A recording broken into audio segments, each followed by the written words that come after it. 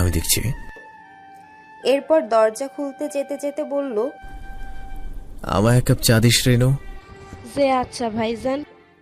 আহনাফ দরজা খুলে সারপ্রাইজ হয়ে যায়। কিছুক্ষণ বিস্মিত হয়ে তাকিয়ে থাকে। তার দেখার ভুল নয় তো নিশ্চয়ই। সামনে কেয়া দাঁড়িয়ে রয়েছে, পরনে অফ হোয়াইট রঙের একটা শাড়ি, ওর ডান কাঁধে ব্যাগ আর কোলে তিয়াস। সে মুখে একটা আঙুল ঢুকিয়ে ফ্যালফ্যাল করে আহনাফের দিকে তাকিয়ে রয়েছে।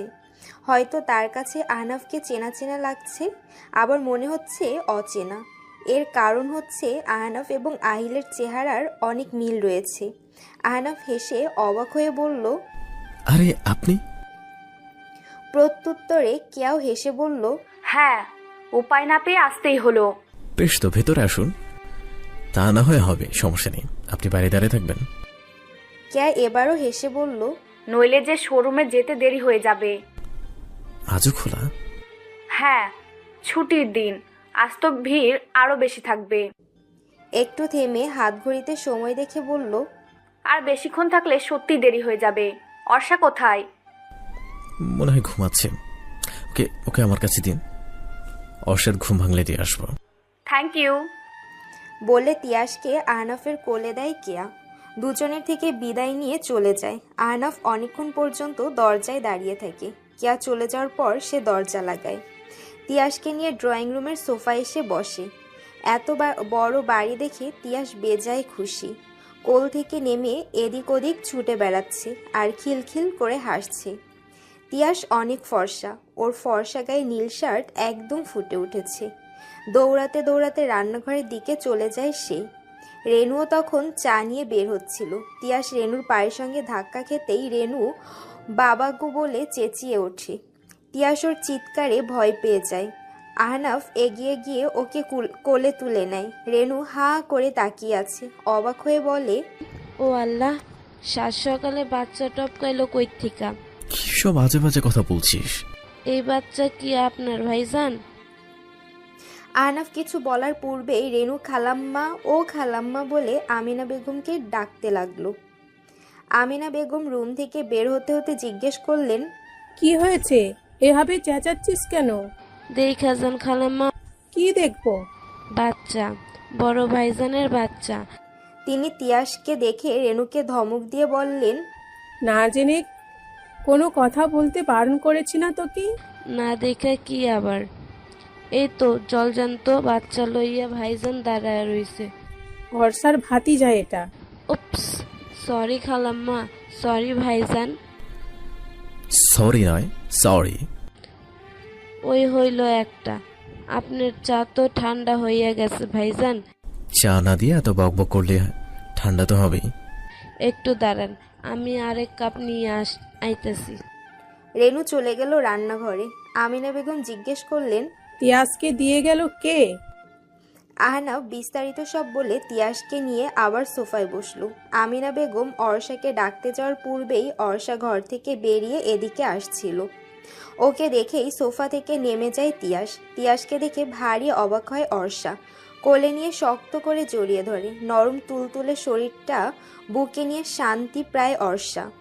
গালে মুখে চুমু খেয়ে জিজ্ঞেস করে, আমার সোনা বাবা, ভালো আছো? তিয়াস ডান হাতের তর্জনী তুলে অর্ষাকে শাসিয়ে শাসিয়ে বলে, তুপ তুমি কথা পপি, তুপ কুবুক কথা আমার লেকে তলে আছ। অর্ষার সাথে আহনাফ আর আমিনা বেগমও হাসেন। বাচ্চারা যখন নতুন নতুন কথা বলতে শেখে, অস্পষ্টভাবে কথা বলে, তখন ওদের কথাগুলো শুনলে মনে হয় তোতা পাখি কথা বলছে। অর্ষা তিয়াসকে নিয়ে এগিয়ে এলো। আমিনা বেগমের দিকে তাকিয়ে জিজ্ঞেস করলো, কে দিয়ে গেল ওকে? কে এসেছিল? আমার সাথে দেখা করলো না কেন? সময় ছিল না তার। আজও নাকি শোরুম খোলা। রাতে নাকি আবার জ্বর এসেছিল, রেনু বলল। আহিলা রেনু জেগেছিল তোমার পাশে। কি পাগল বলো তো, আমায় ডাকবে না ওরা? আহিল ডাকতে দেয়নি। অর্ষা কি বলবে বুঝতে না পেরে চুপ করে রইল। তবে তার মনে হচ্ছিল এই বাড়িতে এসে শুধু শুধু মানুষগুলোকে কষ্ট দিচ্ছে সে। আহিল বাদে সবাই সকালের নাস্তা একসাথে খেয়ে নিল। রাত জেগেছিল বলে আহিলের ঘুমের রেশ কাটেনি এখনও।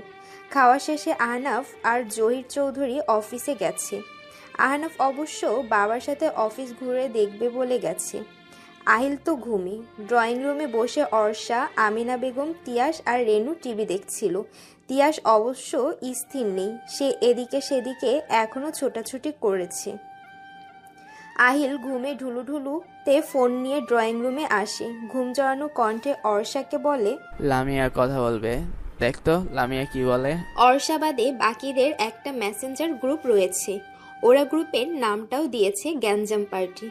যেহেতু অর্ষার ফোন নেই তাই সে গ্রুপে অ্যাডও নেই। অর্ষা উঠে গিয়ে ফোন হাতে নেয়, সবাই ভিডিও কলে ছিল। লামিয়া কাঁদো কাঁদো হয়ে বলে, আমার তো সর্বনাশ হয়ে গেছে বোকারানি। কি হয়েছে, তুই কাঁদছিস কেন? সর্বনাশ হলে কাঁদবো না? বালের সর্বনাশ হয়েছে। উষ্টা খাইবি কইলাম, বন্ধু হয়ে বন্ধুর কষ্ট না বুঝে বকা দিচ্ছিস। ঠিক, একদম ঠিক। বন্ধুর সুখে সুখী হওয়া যেমন দরকার, ঠিক তেমনই বন্ধুর দুঃখেও দুঃখী হওয়া উচিত। এই যেমন দেখ আমাকে, লামিয়ার কষ্টে আমি কষ্টিত। এই ড্রামাবাজদের ড্রামা দেখলে মানুষ সিরিয়াস মুহূর্তেও হেসে ফেলবে, তবে বিষয়টা যখন লামিয়ার সর্বনাশের, সেখানে ভুল করেও হেসে ফেলা মানে দণ্ডনীয় অপরাধ। পাশ থেকে আহিল ওদেরকে বলল, এক কাজ কর, সবাই মিলে আমার বাসায় চলে আয়, তারপর শুনি কি সর্বনাশ হয়েছে। এটা ভালো কথা বলেছিস। তোর ভাই বাসায় আছে তো? খুশিতে গদগদ হয়ে জিজ্ঞেস করল রেশমি। লামিয়া এবার রামধমক দিয়ে বলল, খবরদার মহিলা, ওনার দিকে নজর দিবি না। সর্বনাশ হয়ে যাচ্ছে বলে কি আমি তোদেরকে বিলিয়ে দিয়েছি ওনাকে? ইস, তুই যেভাবে বলছিস মনে হচ্ছে উনি লিখিতভাবে শুধুই তোর। এবার আশিক ধমক দিয়ে বলল, এই যে চুমকি, থুকুর, রেশমি আর জুই, বেশি না করে কুই কুই, দুইজনে ফোনে কথা রাখ, রেডি হ, আর আহিলের বাসায় আমিও ফোন রাখছি। সবাই মিলে মিনিট 15 মাঝে বাসায় এসে উপস্থিত হয়। আহিল তখন ড্রয়িং রুমে বসে নাস্তা করছিল। ভরপেটে দিদার আর আশিকও খেতে বসে যায়। লামিয়া নাক মুখ কুচকে বলে, আঙ্কেলের বাচ্চা খাদো, তোরা কি এখানে গিলতে এসেছিস? না, তোর সর্বনাশের সমাধান করতে এসেছি। তার আগে একটু খেতে দিবি তো নাকি? খা, খেয়ে মরে যা তোরা, একটু শান্তি পাই আমি। আমি তো তোর জন্য একটা গিফট এনেছিলাম, আর তুই আমাকে এভাবে বললি। কি গিফট? আশিক ব্যাগ থেকে বসুন্ধরার টিস্যুর প্যাকেট বের করে বলে, টিস্যু এনেছি, তোর চোখের পানি আর নাকে দিয়ে মুছতে কাজে দিবে। এমনিতে অবশ্য নাক দিয়ে ইয়ে ছাড়া তো আর চোখ দিয়ে পানি ছাড়া বের তো হয় না, হবেই কিভাবে? কাঁদিস তো কুমিরের কান্না, তবুও নাকে দিয়ে মুছতে কাজে দিবে। নে ধর। মজা নিচ্ছিস তো? নে, তোদেরই তো সময় এখন। ওরা খেয়ে আসুক, তোরা আমার ঘরে আয়। ঘরে গিয়েও লামিয়ার কুমিরের কান্না কিছুক্ষণ চলল। অবশেষে সকলে গোল বৈঠকে বসে জানতে পারল সর্বনাশটা হলো লামিয়ার বিয়ে ঠিক করেছে ওর বাবা মা। কিন্তু ও তো এত তাড়াতাড়ি বিয়ে করবে না। লামিয়া কাঁদতে কাঁদতে কথাগুলো বলল। টিস্যু দিয়ে ফের নাক মুছে আহিলকে বলল, আমাকেও তোর বাসায় নিয়ে আয় না জান, তাহলে এক ঢিলে দুই পাখি মারা হবে। বিয়েও করতে হবে না, আবার সারাক্ষণ তোর ভাইকে দেখতে পারবো। ভাইয়ার বউ করে আনি। আমি তো এক পায়ে রাজি, তবুও অন্য কাউকে এখন বিয়ে করব না। মেয়েকে কান্না করে বলল লামিয়া। আশিক আরেকটা টিস্যু এগিয়ে দিয়ে বলল, ওহে লামিয়া, এখন আর কি হবে কাঁদিয়া, বউ সেজে অন্যের বাড়িতে যা চলিয়া। তোকে বলেছি না এইসব ফালতু কবিতা বানাবি না। তোর কি চুমকি? ওফ, থুক্কু, রেশমি বালের একটা নাম রাখছে, খালি ভুলিয়া যায়।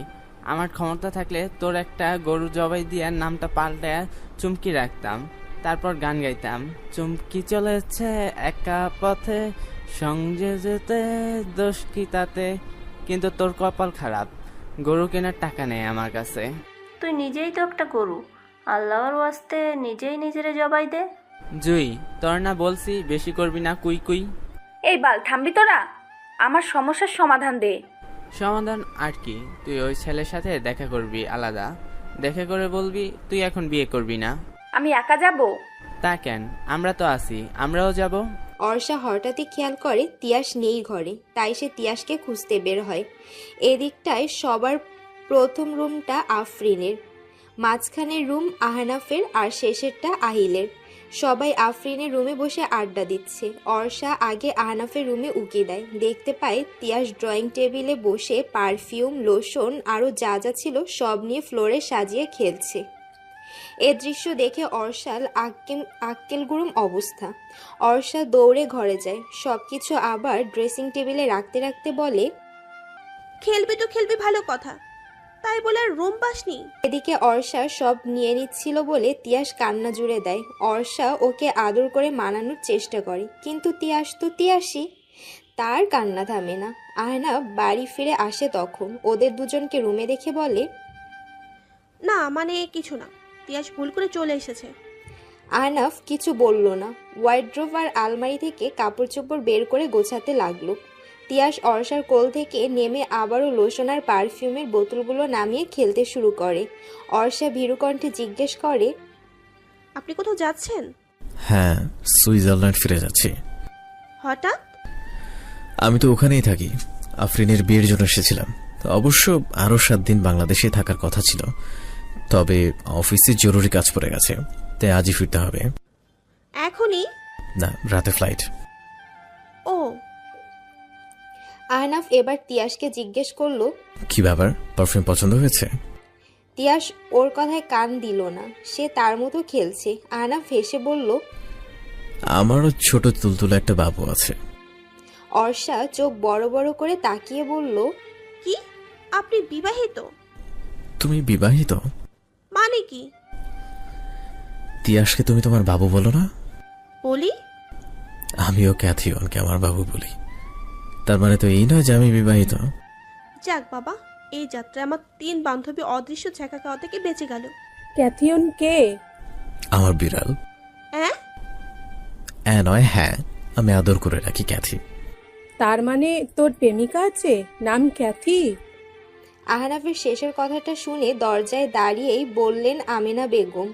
আহনাফ হতাশ দৃষ্টিতে একবার মায়ের দিকে তাকায়, আরেকবার অর্ষার দিকে তাকায়। সে ভারী গলায় বলে, প্রতিটা বার ভুল সময় এসে ভুল কথা শোনো কেন বলো তো? ভুল শুনেছি মানে? স্পষ্টই তো শুনলাম। অর্ষা তুমিই বলো। আহানা মাত্রই না বললো ও আদর করে ক্যাথি রাখে। তারপর তিনি ছেলের দিকে চোখ পাকিয়ে তাকিয়ে বললেন, ক্যাথি নামটাও তো বিদেশি বিদেশি লাগে, তার মানে তুই একটা বিদেশিনীকে ভালোবাসিস? এরপর ওর হাতে থাকা নখের আঁচড়ের দিকে ইশারায় ইঙ্গিত করে বললেন, আবার সাথে করে দেশেও নিয়ে এসেছিস? কোথায় রেখেছিস বল? আহনাফ কি বলবে বুঝতে পারছে না। তার মা তো অর্ষার চেয়েও এক কাঠি ওপরে, সহজ সরল। বাবাকে যে কিভাবে এতগুলো বছর মাকে সামলিয়েছে আল্লাহ মালুম। তার এখন চিৎকার করে বলতে ইচ্ছে করছে, মা, তুমি যার কথা বারবার জানতে চাইছো সে তোমার সামনেই দাঁড়িয়ে আছে। কিন্তু মনের কথাটার মুখে বলা হয়ে উঠল না। জহির চৌধুরীর ডাক পড়ায় আমিনা বেগম বাধ্য হয়েই চলে গেল, নয়তো আজ ছাই দিয়ে তিনি ছেলেকে ধরতেন। কে এই মেয়ে সেটা তিনি জেনেই ছাড়তেন। মা চলে যেতেই আহনাফ রেগে মেগে বলল, সব হয়েছে তোমার জন্য। আমি কি করেছি? তোমার নখের আঁচড়ের জন্যই মা আমাকে এত সন্দেহ করছে। ইচ্ছে তো করছে বলেই দে সেই মেয়েটা অন্য কেউ নয়, বরং তুমি নিজে। সেটাও তো বলতে পারছি না। তুমি তো আমার প্রেমিকা নাও, ছোট ভাইয়ের বান্ধবী বলে কথা। এসব বলা যায়? ভাবলেও তো লজ্জা লাগে। এতগুলো কথা শুনেও অর্ষাকে ফ্যালফ্যাল করে তাকিয়ে থাকতে দেখে আহনাফ বলল, আল্লাহ ভালো জানেন কার জীবন তেজপাতা করতে তার বউ হবে। তোমাকে সবকিছু বিশ্লেষণ করে বোঝাতে বোঝাতেই তার অর্ধেক জীবন পার হয়ে যাবে। যারই বউ হই না কেন, আপনার তো আর হব না। আপনি তো চিন্তিত হচ্ছেন কেন? নিচু স্বরে বলল অর্ষা। তারপর তিয়াসকে জোর করে কোলে নিয়ে রুম থেকে বের হয়ে গেল। আহনাফ ওদের যাওয়ার পথে তাকিয়ে থেকে দীর্ঘশ্বাস ফেলে বলল, অদ্ভুত সব নারী মানুষ। বিয়ে টিয়ে করার চেয়ে সন্ন্যাসী হয়ে বনে জঙ্গলে ঘুরে বেরিয়ে এক জীবন কাটিয়ে দেয়া ঢের ভালো। বিকেলে রেস্টুরেন্টে গিয়ে ঘটল এক চমকপ্রদ ঘটনা, যেটার জন্য গ্যাঞ্জাম পার্টি মোটেও প্রস্তুত ছিল না। গতকাল রাত থেকে রেস্টুরেন্টে আসা অবধি এবং ছেলেকে দেখার আগ অবধি যেই লামিয়া ফ্যাস ফ্যাস করে কাঁদছিল, নাকের পানি মুছতে মুছতে 10 ব্যাগের টিস্যু শেষ করেছিল, সেই লামিয়া হুট করে পাল্টি খেলো। শুধু পাল্টি নয়, চরম লেভেলের পাল্টি যাকে বলে। ছেলেকে দেখে তার মাথা ঘুরে গেছে। অস্থিরতায় নাকি উত্তেজনায় নাকি ঢং করেই নিয়ন্ত্রণ হারিয়েছে, তা অবশ্য এখনও বোঝা যায়নি। নিয়ন্ত্রণ হারিয়ে পড়েছে আহিলের উপর। ভাগ্যক্রমে আহিলের জায়গায় দিদার কিংবা আশিক ছিল না। ওরা দুজন হলে লামিয়ার এই পোলট্রি খাওয়ার জন্য ধরা তো দূরে থাক, রেস্টুরেন্টের ছাদ থেকে ছুঁড়ে নিচে ফেলতো। অর্ষার কাঁধে মাথা রেখে প্রায় অচেতন অবস্থায় বসে রয়েছে লামিয়া। লামিয়ার একপাশে বসেছে রেশমি আর পেছনে দাঁড়িয়ে রয়েছে জুই। ওরা দুজনেই হাত দ্বারা লামিয়াকে হাওয়া দিচ্ছে। এদিকে ওদের হঠাৎ এমন কাণ্ড দেখে বিচলিত হয়েছে পাত্র। সে জুই এবং রেশমির উদ্দেশ্যে গাইসুই করে বলল, ফ্যান আছে তো, ফ্যান ছেড়ে দিতে বলি। ওরা কেউ পাত্রের কথায় বিশেষ পাত্তা দিল না। আশিক বসেছিল আহিলের পাশের চেহারি। ও কানের কাছে মুখ নিয়ে বলল, ড্রামাবাজগুলো কি শুরু করেছে? দিদার পাশ থেকে একইভাবে ফিসফিস করে বলল, এই বালের মায়া এমন চিংকাই হয়ে গেল কেন হঠাৎ?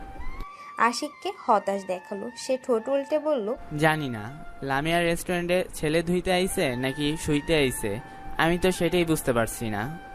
ও কিসের জন্য আসছে জানি না ভাই, কিন্তু আমি তো আসছি খাইতে। বিড়বিড় করে বলল দিদার। পাত্রের অস্বস্তি বোধ বাড়ছে বই কমছে না। সে একবার একবার করে সকলের দিকে তাকাচ্ছে, চোখে মুখে বিচলিত ভাব আর কপালে চিন্তার ভাঁজ। সে ইতস্ত বোধ করে লামিয়ার উদ্দেশ্যে বলল, আপনি কি বেশি অসুস্থ? লামিয়া নিরুত্তর। এবার পাত্র বলল, আমাদের মনে হয় সময় নষ্ট না করে ওনাকে ডাক্তারের কাছে নেওয়া উচিত। সঙ্গে সঙ্গে অদ্ভুতভাবে সোজা হয়ে বসলো লামিয়া। দুপাটি দাঁত বের করে হেসে বলল, না না, এখন আমি ঠিক আছি। ওর হুট করে জাগ্রত হয় বাকিরা ভয় পেয়ে গেল, এমনকি পাত্র নিজেও। সে ইতস্ত ভাবেই বলল, শিওর? 100% sure, no doubt. ঠিক আছে। মাথা নাড়িয়ে বলল পাত্র। কে কোথা থেকে কথা শুরু করবে কিছু বুঝতে পারছে না, তাই আহিল জিজ্ঞেস করলো, ভাই আপনার পরিচয়টা? আমার নাম নিহাল, বর্তমানে বাবার বিজনেস দেখছি। ও আচ্ছা, বলল আহিল। এরপর লামিয়া খুশিতে গদগদ হয়ে সকলের সাথে নিহালের পরিচয় করিয়ে দিল। নিহাল সবার পছন্দ মতো খাবার অর্ডার দিতে বলল। সেই সময় লামিয়া ফট করে বলল, না না, পছন্দের খাবার আবার কি, আমরা সবাই খেয়ে এসেছি। প্রচণ্ড গরম এখন, আপনি বরং সবার জন্য একটা করে কোল্ড ড্রিঙ্কস অর্ডার করুন। লামিয়ার কথা শুনে সকলে হাঁ করে তাকায়। এই মেয়ে বলে কি? বিশেষ করে দিদার চোখ মুখ কুচকে তাকায়। ওর চোখে দৃষ্টি বলছে, একবার শুধু বের হই, তারপর দেখাচ্ছি। নিহাল অবশ্য লামিয়ার কথা শুনল না। সে ওদেরকে পছন্দ অনুযায়ী অর্ডার করতে বলল। কিন্তু যেখানে লামিয়া বলেই দিয়েছে সবাই খেয়ে এসেছে, তখন ওরা আর বাড়তি কী বা অর্ডার করবে? বেহায়াপনা তো আর করা যায় না। তাই সকলে ভদ্রতা বজায় রাখতে লামিয়ার কথাই রাখতে বলল। প্রথম দেখায় হবু বইয়ের বন্ধু মহলদের শুধু কোল্ড ড্রিঙ্কস খাওয়াবে বিষয়টা নিহালের কাছে দৃষ্টিকটু লাগলো। তাই সে কোল্ড ড্রিঙ্কসের সাথে বার্গার, চাউমিন অর্ডার করলো। আর আগে ওয়েটারকে সবার জন্য কফি দিয়ে যেতে বলল। ওরা খেয়ে এসেছে বলা সত্ত্বেও নিহাল যে নিজ থেকে এতটুকু খাওয়াচ্ছে, ওর এই আন্তরিকতায় উপস্থিতি সকলেই মুগ্ধ হয়ে গেছে। খেতে খেতে সকলে বেশ আড্ডাও দেয়। খাওয়া দাওয়া শেষ করে বিদায় নেয় সবাই। অর্ষা বাদে বাকি সবাই তেড়ে মেরে যায় লামিয়ার দিকে। লামিয়া ভয়ে অর্ষার পেছনে লুকিয়ে বলে, আমায় বাঁচা বোকারানি। কেউ তোকে বাঁচাতে পারবে না। তুই এভাবে পোল্ট্রি খেলি কেন বেদব? সেটাই তো, পোল্ট্রি যদি খাবি তাহলে কুমিরের কান্না করলি কেন? অযথায় টিস্যু কিনে আমার টাকা নষ্ট করলাম। লামিয়া অর্ষার গলা জড়িয়ে ধরে, কল্পনায় অভিনিবেশ হয়ে বলে, কি করবো ইয়ার, সে যে এত হ্যান্ডসাম আর সুদর্শন হবে তা কে জানতো?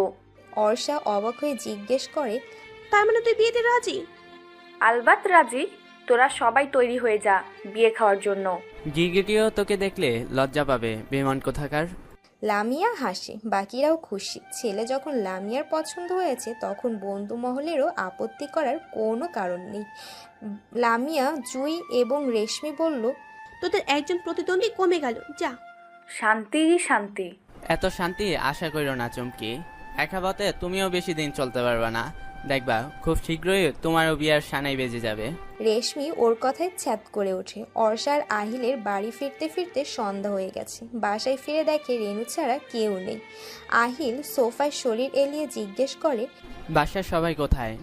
রেনু ঠান্ডা পানির গ্লাস এগিয়ে দিয়ে বলল।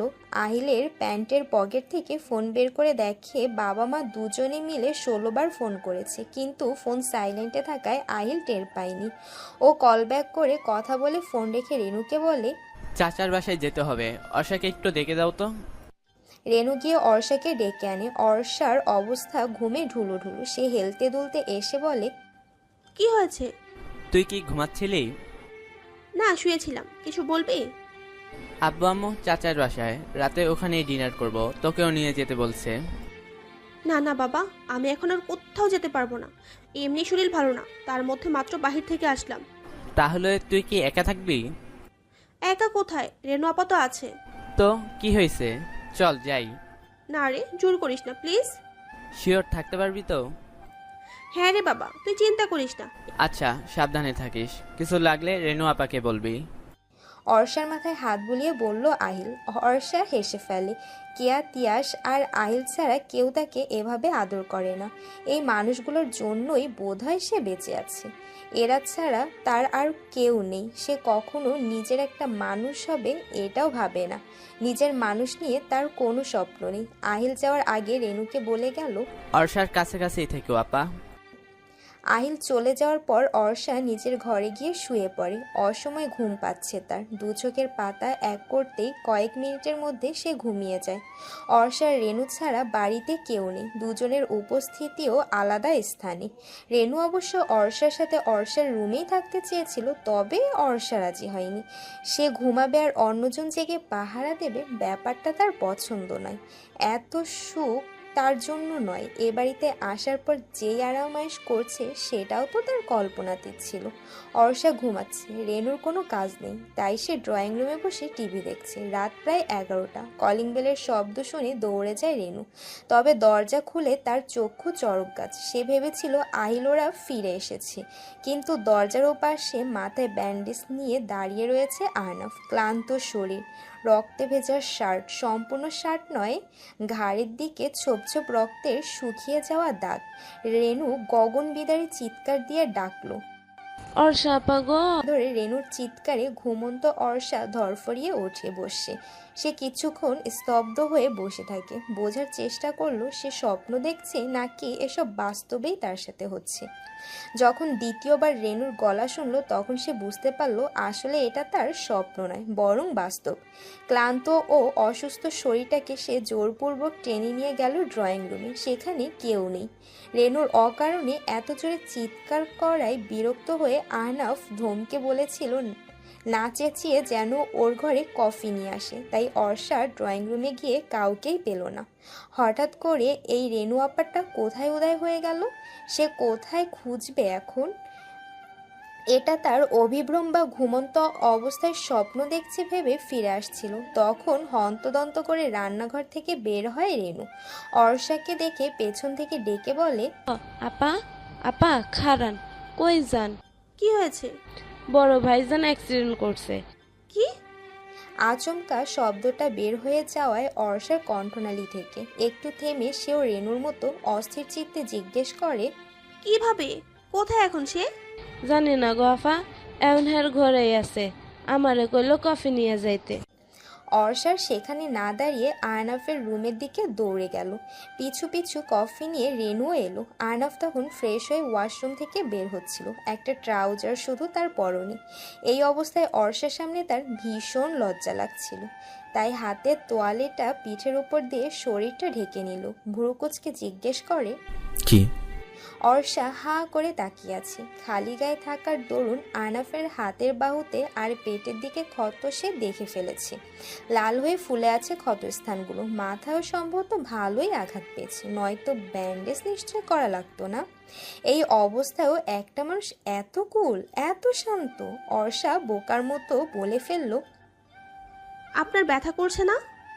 আহনাফ হাতের ইশারায় রেনুকে কফির মগটা দিতে বলল। রেনু এগিয়ে এসে কফির মগ দিয়ে আবার অর্ষার পেছনে গিয়ে দাঁড়ালো।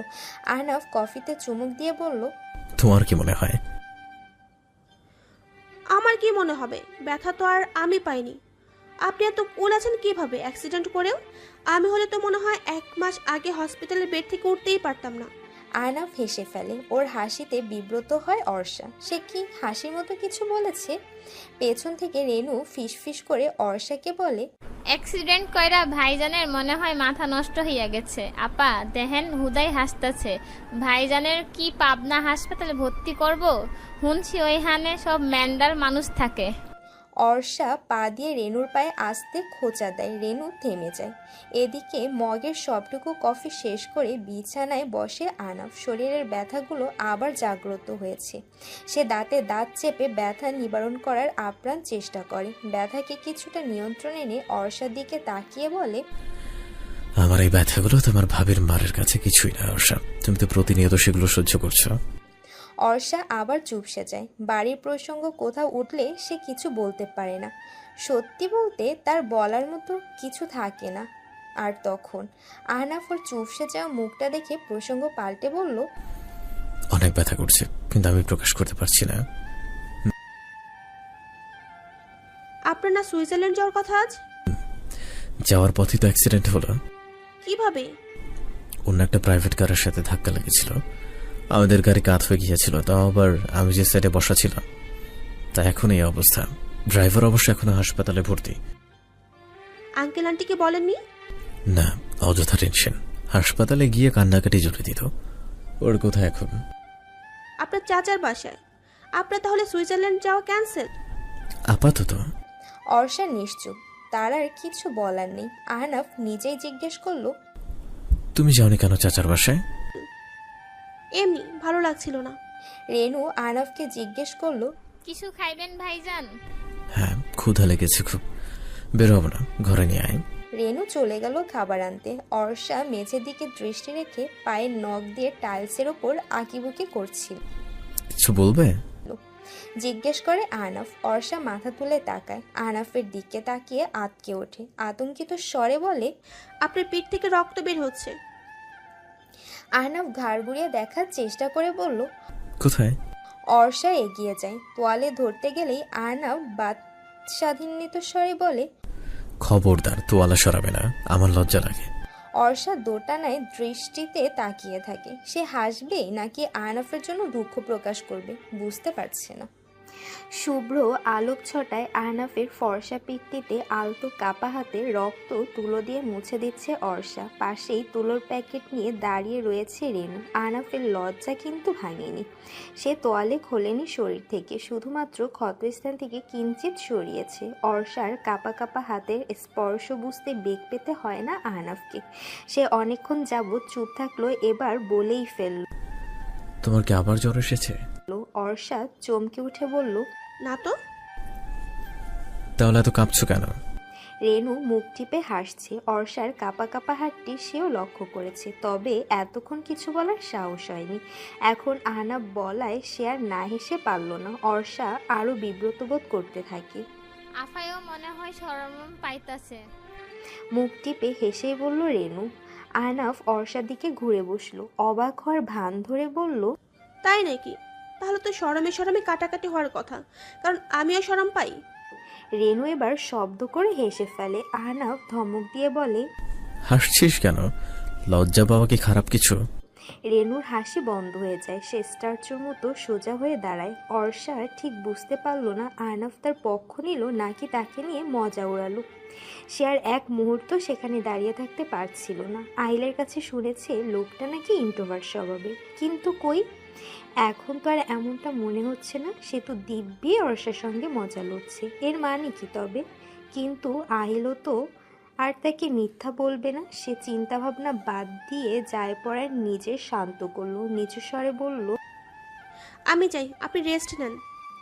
উত্তরের অপেক্ষা না করেই অর্ষা বড় বড় পা ফেলে আহনাফের ঘর থেকে প্রস্থান করে।